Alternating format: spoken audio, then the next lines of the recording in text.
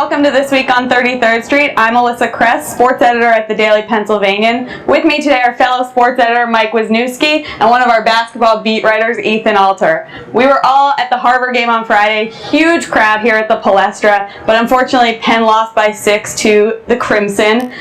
Ethan, what went wrong for the Quakers against Harvard on Friday? Well, first of all, I'd like to say it's great to be here, Alyssa. And the Harvard game was one of the best games that I've had a chance to be at. Quick little anecdote: when Rosen scored that first basket, I actually started cheering, which is a big no-no on press row for those of you who don't know. But in terms of what went wrong for Penn, I think they really suffered from a lack of depth that Harvard was able to capitalize on. Harvard had two freshmen, Corbin Miller and Steve Mondo-Musi, who really came up big for them and allowed them to score some points and do some things defensively that Penn wasn't doing. In terms of what went wrong, I mean, the shooting is something you can point to, but it's, as Zach Rosen said after the Dartmouth game, it's a fickle part of basketball, and you can't rely on that. Yeah, so the Quakers had a quick turnaround after losing to Harvard, and it seemed like they really fell flat, maybe thought their league chances were over. They did beat Dartmouth by 3, but they blew a 15-point lead. What happened Saturday? I think it was just an emotional hangover. They came out really slow, and then they did build up the 15-point lead early in the second half. But after that point, I think they just got a little too comfortable and relaxed a bit, and they thought they were going to run away with the game. I thought they were going to run away with the game. They obviously didn't. Dartmouth isn't a terrible team. Javante Brooks really challenged them inside. I think he was 12 for 14 from the foul line or something on the night. And they just got too comfortable, and they really have to, play a full 40-minute game, which they haven't done much this year. Yeah, so somehow Princeton came through for us, our fiercest rival, and beat Harvard Saturday night at Jadwin Gym, their 23rd consecutive win over Harvard at home. Gives both Yale and Penn hope again in the Ivy League. What are their chances to win the league this season?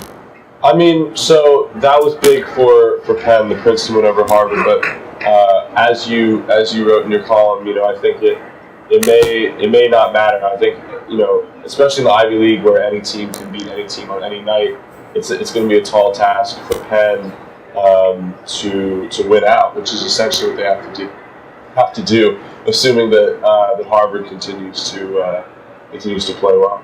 Yeah. On paper, their chances are great. In reality, I don't know if they actually are. Penn has to be consistent the rest of the season. They really have to win out, unless the stars line perfectly and Harvard loses a game or two, which I don't see them losing more than one. But other than that, the Quakers haven't put together 7 consistent games all year, and that's what they would have to do to win maybe an 8th one if they got in the playoff game. And I just don't see it happening, but we'll see what happens. Yeah, and I think it's definitely going to be hard for them to beat Harvard in Cambridge. I think that is going to be a really tough road trip for them. All right. Get Dartmouth the next night. Yeah, and Dartmouth. So no game is a gimme these days. So the Quakers have Cornell on Friday night at the Palestra, Columbia on Saturday. This is a huge weekend for them. They obviously have to win both games. What do they have to do this weekend? Well, first I would say, one thing I was really impressed with in the Harvard game was the active defense that Penn was playing. Both teams really played ferocious defense, and that showed up on the low shooting percentages for both teams. I think Penn has to continue to do that. It's kind of Jerome Allen's bread and butter. Everything starts with the defense, and so I think that'll be key. And then, it's just getting guys involved. I mean, Tyler Bernardini gets in foul trouble against Harvard, and he kind of takes him out of the game. And you just got to be smart with things like that. Early fouls will come back to haunt you. So I think just being really smart on defense, not committing too many silly fouls, they'll be fine. I want to see Penn play another game like they played against Cornell when they were up in Ithaca. They put together a complete game that time. They led from wire to wire, good offense and defense, and I just want to see them do that again. If they do that, they'll have no problem this weekend. Yeah, I think Columbia could be a test for them on Saturday. Columbia has really played with everyone in the Ivy League. They blew a huge lead against Yale last weekend. They just lost by 1.